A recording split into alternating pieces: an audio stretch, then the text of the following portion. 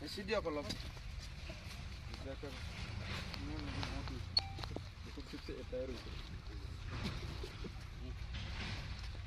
আপনি অলপ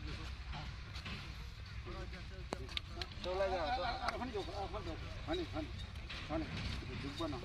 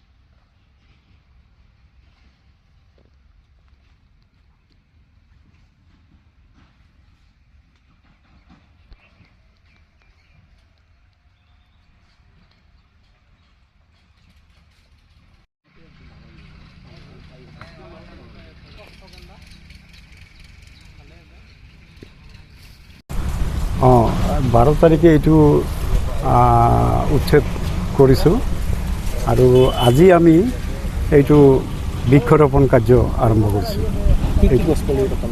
ইয়াতে ফল মূলৰ গাছ আছে, যেনেকৈ জাম আছে, চাম কঁঠাল আছে, আমলখি আৰু অৰ্জুন, এইবিলাকে ৰুই আছোঁ। কিমান গছ পুলি ৰোপণ কৰাৰ প্লেনিং কৰিছে? আমিতো হেক্টৰ ৱাইছে 2500 পুলি ৰোপণ কৰিব লাগিব। হেক্টৰ 140 হেক্টৰ আছেনে? নহয়, 138 হেক্টৰ আছে। গোটেইখিনি ৰুব? গোটেইখিনি ৰুম। ইয়াতো দেখিছোঁ গোটেই গছ গছনি প্ৰায় আছেই মোটামুটি। অঁ, যিখিনি আছে থাকিব আৰু বাকীখিনি আমি ৰুম। আৰু ইয়াৰ পিছত বাঁহো ৰুব লগা হৈছে, ইয়াতে বাঁহ ৰুম পিছত। যিহেতু হাতী মানুহৰ সংঘাতৰ কাৰণে আচলতে উচ্ছেদ কৰা হৈছিলে, নিশ্চয় হাতীৰ খাদ্যৰ কাৰণে নিশ্চয় পাই হ'ব। সেই হাতীৰ খাদ্যৰ কাৰণে আমি এই ফল মূলৰ গছ আৰু বাঁহো কিছু ৰুম, যাতে হাতী ইয়াতে আহিলে খাদ্য পায় আৰু তেতিয়াহ'লে আমাৰ হাতী মানুহৰ সংঘাতটো অলপ কমিব, সেয়ে আমি চেষ্টা কৰি আছোঁ।